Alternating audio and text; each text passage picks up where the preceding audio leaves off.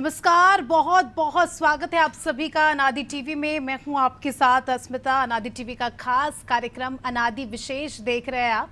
लोकसभा चुनाव 2024 की मतदान के बाद अब मतगणना की बारी है। 4 जून को यानी कल सुबह 8 बजे से मतगणना शुरू हो जाएगी और शाम 4 बजे तक ये पता लग जाएगा कि देश में मौजूद है सरकार जो बरकरार रहेगी या फिर नई सरकार आएगी। 19 अप्रैल से 1 जून तक 7 चरणों में मतदान के बाद अब मतगणना के साथ ही चुनावी प्रक्रिया पूर्ण हो जाएगी। भीषण गर्मी में लगभग 3 महीने तक व्यस्त रही सरकार। मशीनरी को चुनाव की प्रक्रिया से आराम मिलेगा, लेकिन उसके साथ ही देश की नई सरकार एक बार फिर विकास के पथ पर चल पड़ेगी। नए जनादेश के साथ नए पुराने संकल्पों को पूरा करने की घड़ी अब निकट आ चुकी है। मतगणना को लेकर उत्तर प्रदेश, मध्य प्रदेश, उत्तराखंड और छत्तीसगढ़ में क्या कुछ तैयारी है, इसका जायजा लेंगे, लेकिन पहले देखेंगे ये रिपोर्ट।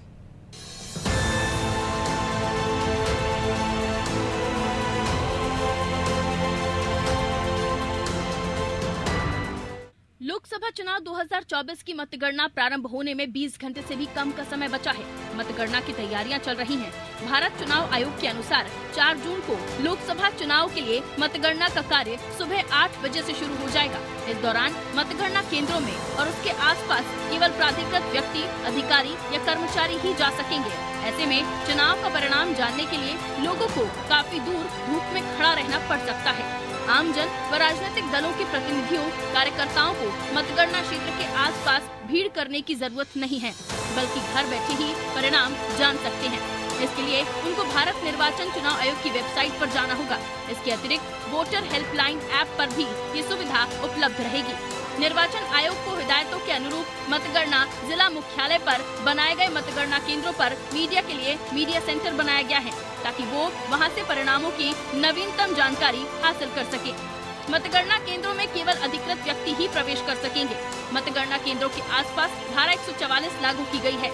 मतगणना स्थल पर प्रवेश के लिए चुनाव आयोग ने सुबह 7 बजे का समय तय किया है। 8 बजे से मतगणना शुरू करने का समय है। 3 लेयर सिक्योरिटी जांच के बाद ही मतगणना एजेंट, काउंटिंग के लिए तैनात कर्मचारी और अन्य अधिकारी काउंटिंग स्थल में प्रवेश कर सकेंगे। गैर पास धारक लोगों को काउंटिंग स्थल में प्रवेश की अनुमति नहीं रहेगी। उम्मीदवार को डाक मत पत्रों की गणना, टेबल सहित ईवीएम मतों की गणना में उपयोग में लाई जा रही टेबल की संख्या के बराबर काउंटिंग एजेंट्स नियुक्त करने की अनुमति होगी। उम्मीदवार अपनी या काउंटिंग एजेंट की अनुपस्थिति में एक अन्य काउंटिंग एजेंट रिटर्निंग ऑफिसर की मेज पर भी नियुक्त कर सकते हैं। चुनाव आयोग के मुताबिक रुझान दोपहर बाद 3 से 4 बजे तक स्पष्ट हो जाएंगे। ऐसा कोई समय तय नहीं है कि स्ट्रांग रूम से ईवीएम कितने बजे निकाली जाएगी, लेकिन ये तय है कि 8 बजे स्ट्रांग रूम से ईवीएम मतगणना कक्ष में पहुंच जानी चाहिए। चूँकि विधानसभावार काउंटिंग होती है, इसलिए प्रेक्षक और राजनीतिक दलों के एजेंट्स की मौजूदगी में ईवीएम को वीडियोग्राफी के बीच स्ट्रांग रूम से निकाला जाता है। पोस्टल बैलेट की मतगणना शुरू होने से 30 मिनट बाद ईवीएम मतगणना होगी। पोस्टल बैलेट की मतगणना किसी भी राउंड की ईवीएम की मतगणना में जारी रह सकती है। ईवीएम की काउंटिंग पूरी होने के बाद वीवीपैट पर्ची की गणना होगी। पहले पोस्टल बैलेट की गणना रिटर्निंग अधिकारी द्वारा टेबल पर की जाएगी। बाद में ईवीएम से हुई मतगणना अन्य टेबल पर होगी। हर मतगणना टेबल पर एक राउंड की काउंटिंग समाप्त होने के बाद दूसरी ईवीएम लाई जाएगी। तैयारी पूरी है, इंतजार है नतीजों का। ब्यूरो रिपोर्ट, अनादि टीवी।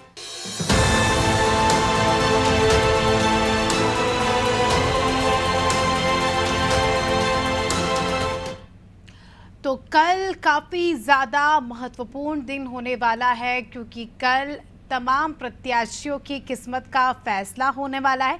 और जो भी हम कह सकते हैं कि जो भी प्रत्याशियों ने मेहनत की थी, पूरे दमखम के साथ चुनावी मैदान में उतरे थे, कल का दिन काफ़ी ज़्यादा महत्वपूर्ण होने वाला है, क्योंकि जनता ने उनकी किस्मत का फैसला ईवीएम में कैद कर दिया है। और कल मतगणना में पता चलेगा कि किसकी सरकार बन रही है और किसके सपने जो है ध्वस्त हो रहे हैं। क्योंकि दोनों ही पार्टियों की अगर हम बात करें, एनडीए की बात करें, इंडिया हेडलाइंस की बात करें तो काफ़ी ज़्यादा दमखम के साथ, ज़ोरों शोरों के साथ इस बार हमने चुनावी माहौल देखा। लगभग 3 महीने तक जो है प्रदेश में काफ़ी ज़्यादा व्यस्ततम माहौल रहा। आचार संहिता भी अभी जो है चल ही रही है। तो ऐसे में 3 महीने की मशक्क़त के बाद कल का दिन अपने आप में राजनीतिक दलों के लिए तो बहुत ज़्यादा महत्वपूर्ण होने वाला ही है, साथ ही आम लोगों के लिए भी काफ़ी ज़्यादा उत्साह भरा है, क्योंकि हर कोई चाहता है कि उनके क्षेत्र के उम्मीदवार का क्या भविष्य है और हम कह सकते हैं कि सरकार को आने वाली सरकार किसकी होगी, किसके सर पर जीत का ताज सजेगा, ये भी जानने के लिए जनता काफ़ी उत्सुक है। और अनादि टीवी ने 7 चरण के चुनाव को प्राथमिकता से आपको दिखाया था। जिस प्रकार से हमने देखा कि पोलिंग बूथ पर हमारे एक संवाददाता जो है तैनात थे और पल पल की अपडेट उन्होंने आपको दी। और अब जो है कल का दिन भी काफ़ी ज़्यादा महत्वपूर्ण है। कल भी हम आपको एक जानकारी देने वाले हैं। उसके पहले निर्वाचन आयोग की प्रेस कॉन्फ्रेंस चल रही है, उसका रुख कर लेते हैं।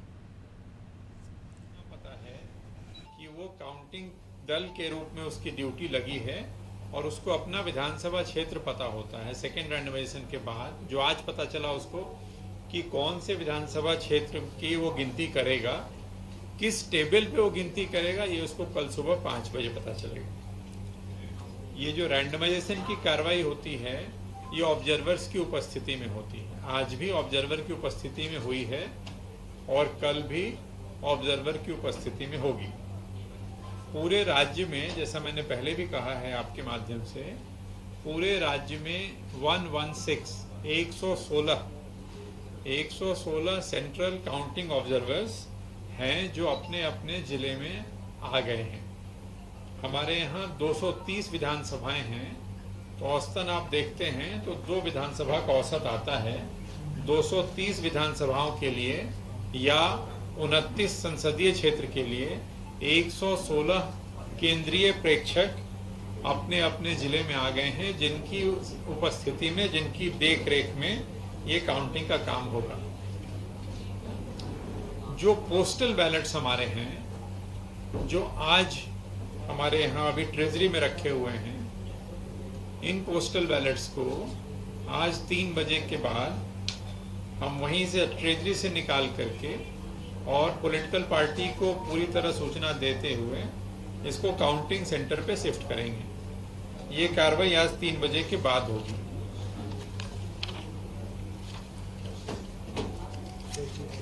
जो ETPVS होता है, जो हमारे सर्विस वोटर्स होते हैं, जो हमारे जवान हैं जो सीमा पे हैं, उनके जो मत होते हैं, उनका जो पोस्टल बैलेट होता है, वो कल 8 बजे तक, क्योंकि काउंटिंग हमारी कल 8 बजे शुरू हो रही है, कल 8 बजे तक जो उनके पोस्टल बैलेट हमें प्राप्त हो जाएंगे उसको गिनती में लिया जाएगा। 8 बजे के बाद जो प्राप्त होता है उसको गिनती में नहीं लिया जाता। कल 8 बजे आसानी से उनका पोस्टमैन आ सके, मुख्य जहां पे काउंटिंग हो रही है वहां पे DO के पास, ARO, RO के पास।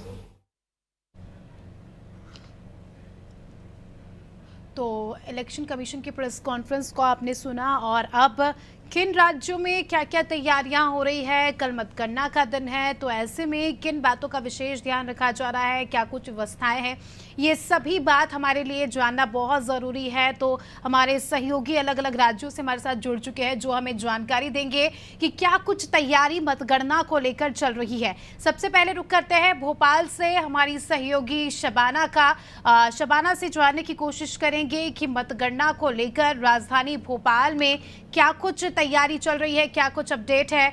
शबाना, आज का दिन काफ़ी ज़्यादा हम कह सकते हैं कि प्रत्याशियों के लिए चुनौती भरा होने वाला है, क्योंकि यही रात अंतिम, यही रात बाकी जैसी स्थिति हो गई है प्रत्याशियों के लिए। अगर हम मध्य प्रदेश की बात करें, कल मतगणना है, सुबह से ही मतगणना शुरू हो जाएगी। ऐसे में व्यवस्थाओं को लेकर क्या कुछ जानकारी, क्या कुछ तैयारियां हो रही है शबाना?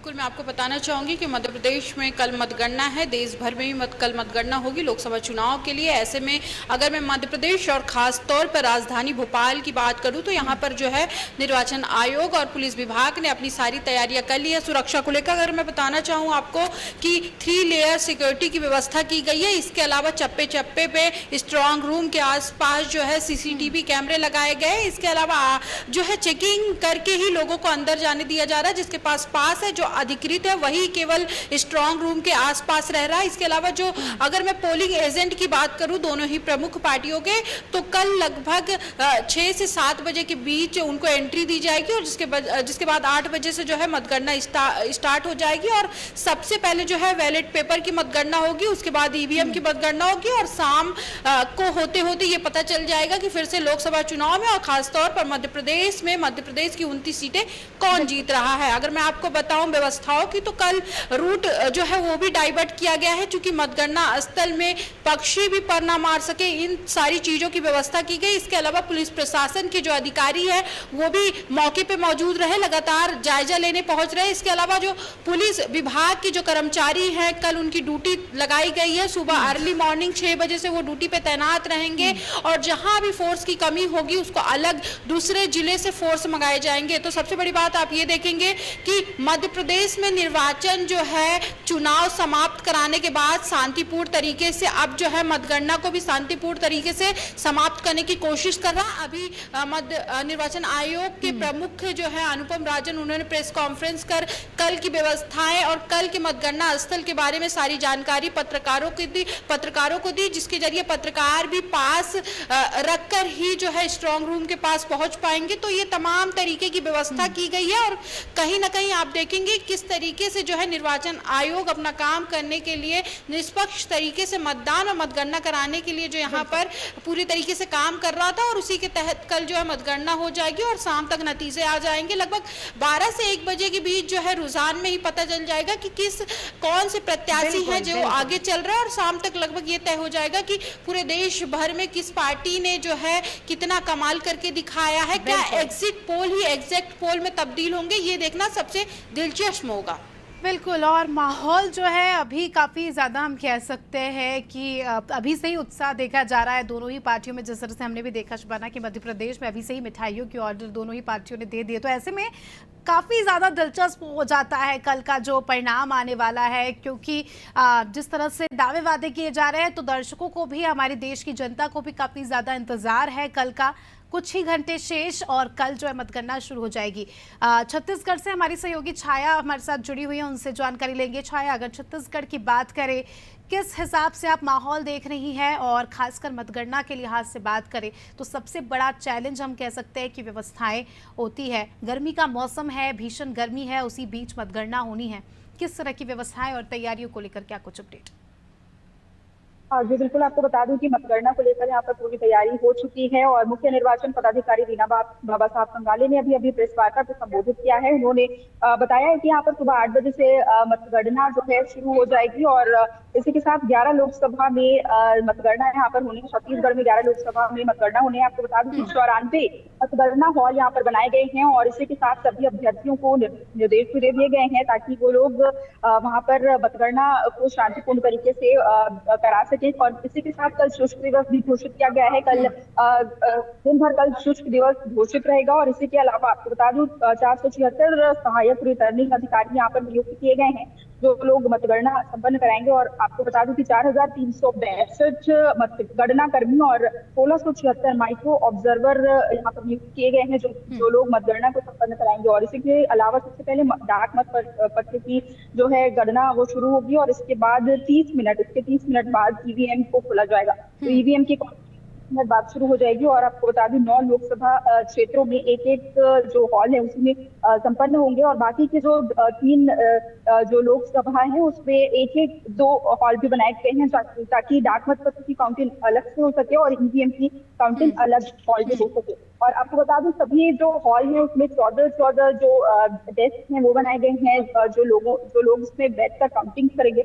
और 100 मीटर की दूरी में यहाँ पर गाड़ी प्रतिबंधित रहेगा, इस तरह की भी जानकारी सामने आ रही है, ताकि 100 मीटर के एरिया में पैदल चलकर लोग अंदर प्रवेश करेंगे और इतने एरिया में गाड़ी जो है प्रतिबंधित रहेगी। राज्य सशस्त्र बल भी तैनात रहेगा कल। और इसी के अलावा आपको बता दूं कि सभी की निगरानी में कल मतगणना संपन्न होगी। विशेष सुरक्षा के इंतजाम किए गए हैं और किसी भी तरह की इलेक्ट्रॉनिक डिवाइस जो है वो भी प्रतिबंधित रहेगी। इलेक्ट्रॉनिक डिवाइस को ले जाना मना होगा और जो 3 लेयर की सिक्योरिटी है उसके अंदर कल जो मतगणना है वो संपन्न कराई जाएगी। इसके अलावा आपको बता दूं कि शहर के अलग अलग जगहों में जो डिस्प्ले भी होगा सुबह 8 बजे से जो लेकर जो मतगणना के जो अलग अलग समय पर जो रिजल्ट्स आते जाएंगे वो सब भी डिस्प्ले होते जाएगा शहर के अलग अलग जो बनाए उसमें जी। और इसके अलावा आपको बता दूं कि वीवीपैट की गणना के बाद रिजल्ट को घोषित कर दिया जाएगा। ठीक है।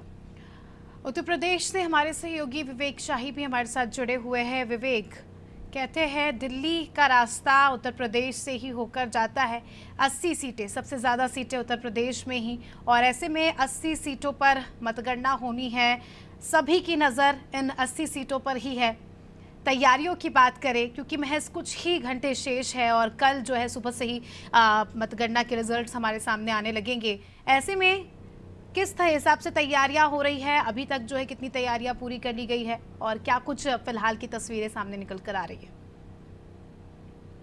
देखिए अस्मिता, 80 सीटों पे चुनाव उत्तर प्रदेश में 7 चरणों में संपन्न हुआ है। 1 जून को मतदान हुआ पूर्वांचल लोकसभा क्षेत्र में और 4 जून को काउंटिंग होनी है। सुबह 8 बजे काउंटिंग होगी। इस तरह अगर देखा जाए तो लखनऊ के रमाबाई अंबेडकर मैदान में बाकायदा तैयारियां कर ली गई है। ट्रैफिक डाइवर्जन के साथ साथ तमाम चीजों की तैयारियां परखी जा चुकी है, चाहे वो प्रशासन हो या राज्य निर्वाचन आयोग के द्वारा हो।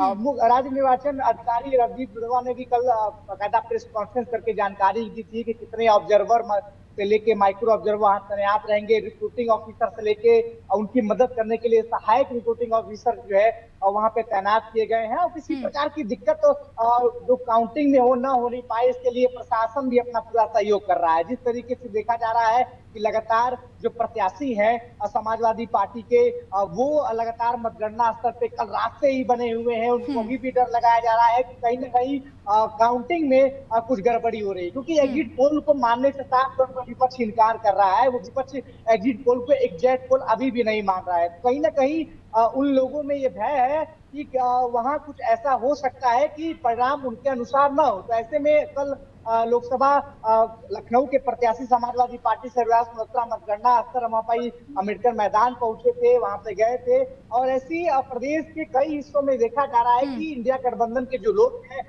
वो लगातार मतगणना स्थल पे जा रहे हैं, वहां बाकायदा तैनात हो रहे हैं एक तरीके से, ताकि किसी प्रकार की चीजें वहां उनके खिलाफ न होनी जाए। लेकिन जिस तरीके से बात की जा रही है, तमाम एग्जिट पोल निकल के सामने आ रहे हैं, वहां किसी भी एग्जिट पोल में इंडिया गठबंधन को बहुमत मिलता दिखाई नहीं दे रहा है। अब ये एग्जिट पोल कल कितना एग्जैक्ट साबित होगा वो शाम को 4 बजे के बाद संपन्न होगी।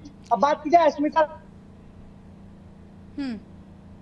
ठीक है विवेक, आप बने रहिए, जल्दी आपके पास आऊंगी। उत्तराखंड से हमारे सहयोगी सोनू सिंह भी हमारे साथ जुड़े हुए हैं, उनसे जानकारी लेंगे। सोनू, उत्तराखंड की 5 सीटों पर कल मतगणना होनी है। जिस तरह से हमने देखा चुनाव के दौरान, चुनावी प्रचार प्रसार के दौरान और मतदान के दौरान काफ़ी ज़्यादा उत्साह देखा गया, लोगों ने बढ़ चढ़कर वोट दिया। और कल जो है चलिए सोनू हमारे साथ जुड़ नहीं पा रहे, तकनीकी खामी के चलते उनका संपर्क हमसे नहीं हो पा रहा है। शबाना का रुख करना चाहूँगी, राजधानी भोपाल में मौजूद है शबाना। इस बार हमने देखा काफ़ी ज़्यादा जो है ईवीएम को लेकर राजनीति गरमाई। जिस तरह से हमने देखा कांग्रेस नेता दिग्विजय सिंह का लगातार ईवीएम को लेकर उन्होंने कई सारे आरोप लगाए, कमलनाथ ने भी ईवीएम को लेकर कई सारी टिप्पणी की। उसी बीच अब कल मतगणना का दिन है, कांग्रेसियों द्वारा फिर से जो है कुछ ना कुछ यहाँ पर कमेंट्स दिए ही जाएंगे। ऐसे में अगर हम प्रदेश के राजनीतिक माहौल की बात करें, मतगणना से एक दिन पहले, तो किस तरह का राजनीतिक माहौल आप देख रही हैं?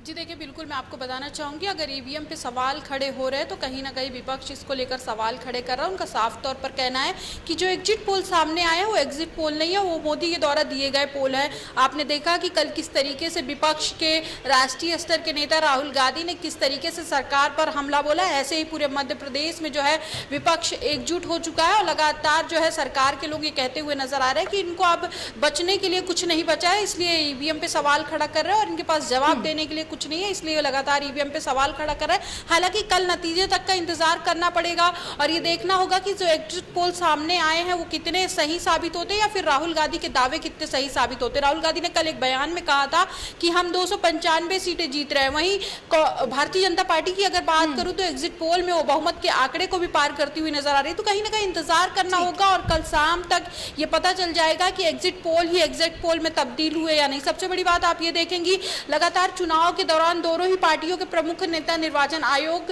पहुंचते हुए नजर आए और एक दूसरे की शिकायत करते हुए नजर आए और ईवीएम से जो है छेड़छाड़ को लेकर आरोप लगाते हुए भी नजर आए। तो कहीं ना कहीं अपने आप में कई सवाल खड़े होते हैं, लेकिन अब जो है निर्वाचन आयोग लगातार इस तरीके बयान देता हुआ नजर आया कि जो है चुनाव निष्पक्ष तरीके से कराया गया है। तो कल तक का इंतजार करिए और ये देखना दिलचस्प होगा कि क्या जो एग्जिट पोल आए हैं वो नतीजों में तब्दील होते हैं कि नहीं। बिल्कुल शबाना, अगर हम लोगों की बात करें, जिस तरह से हमने देखा पहले दूसरे चरण में मतदान प्रतिशत गिरा और कहीं ना कहीं ये काफ़ी ज़्यादा जो है चर्चाओं का विषय रहा, लेकिन अब कल मतगणना होनी है। मतगणना को लेकर कितना उत्साह देखा जा रहा है लोगों में, मध्य प्रदेश की जनता में? चलिए, उनसे संपर्क हमारा नहीं हो पा रहा है, लेकिन आपको बता दें कि भले ही पहले दूसरे चरण में हमने देखा कि वोटिंग परसेंटेज गिरा था, लेकिन तीसरे चरण में कहीं ना कहीं वोटिंग परसेंटेज में थोड़ा सा इजाफा हमें देखने को मिला और लोगों ने बढ़ चढ़कर यहाँ पर मतदान किया और प्रत्याशियों की किस्मत को, ये जो आप देख रहे हैं ईवीएम, इसमें कैद किया। और अब प्रत्याशियों के लिए तो हम यही कह सकते हैं कि आज की रात जो है काफ़ी ज़्यादा उनके लिए चैलेंजिंग होने वाली है, क्योंकि कल सुबह से ही मतगणना शुरू हो जाएगी। करीबन 12 बजे तक हमें ये पिक्चर तो क्लियर हो जाएगी कि सरकार किसकी बन रही है और शाम लगभग 4 से 5 बजे तक जो है अपने देश में किसकी सरकार बनेगी, ये इसकी जो तस्वीर है वो भी क्लियर हो जाएगी। लेकिन आपको ये सब जानकारी देगा कौन? जाहिर सी बात है, अनादि टीवी पर सुबह 6 बजे से ही लगातार हम आपको कल मतगणना से जुड़े अपडेट देने वाले हैं। सोनू सिंह हमारे सहयोगी उत्तराखंड से हमारे साथ जुड़ चुके हैं, उनसे जानेंगे कि क्या कुछ हाल है, क्या कुछ तैयारियां हो रही है।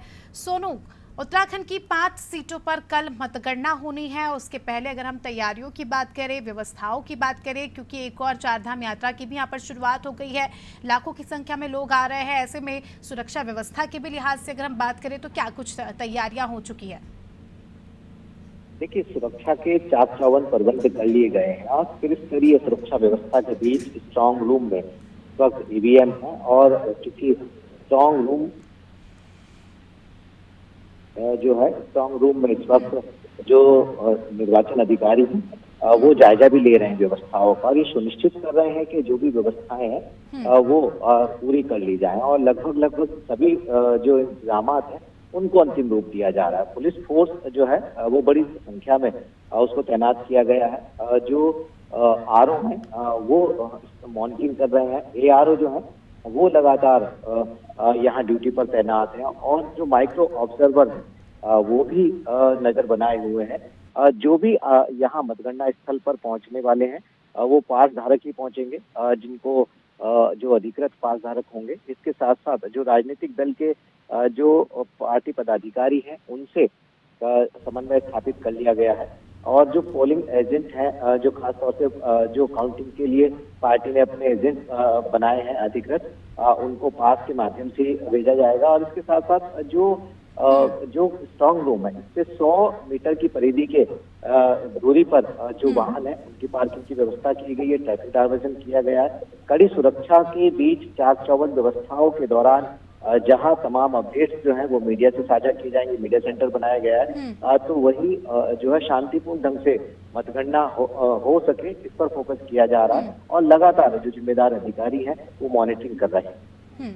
बिल्कुल, और अब कुछ ही घंटों का इंतजार, कल जो है मतगणना होगी, आज की रात शेष, और ऐसे में अनादि टीवी अपने दर्शकों को पल पल के अपडेट देता रहेगा। बहुत बहुत शुक्रिया आपका सोनू, और सभी का बहुत बहुत शुक्रिया हमारे साथ जुड़ने के लिए और जानकारी के लिए। तो देखिए, प्रत्याशियों के लिए हम इतना कह सकते हैं कि यही रात अंतिम, यही रात बाकी, क्योंकि आज की रात के बाद कल सुबह की जो सूरज की पहली किरण होगी तब से ही जो है मतगणना शुरू हो जाएगी, और अनादि टीवी के जरिए हम दर्शकों को बताएंगे कि आपकी सीट पर क्या कुछ हाल है, आपकी सीट पर प्रत्याशियों की किस्मत का फैसला क्या कुछ होने वाला है। तो उसके लिए आप बने रहिएगा हमारे साथ अनादि टीवी पर। फिलहाल अनादि विशेष में इतना ही, दीजिए में इजाजत। देखते रहिए अनादि टीवी, खबरों का सिलसिला लगातार जारी है।